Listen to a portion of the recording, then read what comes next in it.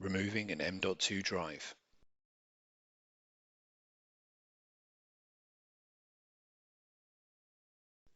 Remove the server cover.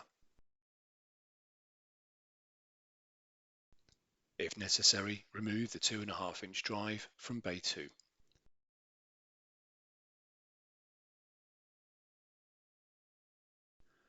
Lift the retainer post away from the M.2 drive retainer.